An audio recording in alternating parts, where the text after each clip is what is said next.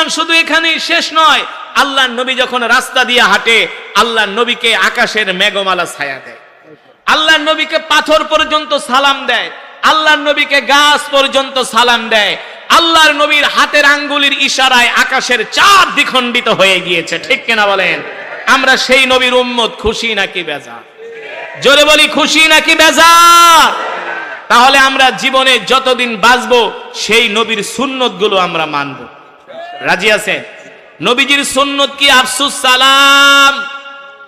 এক মুসলমান আর এক মুসলমানকে সালাম দিব, ঠিক কিনা বলেন?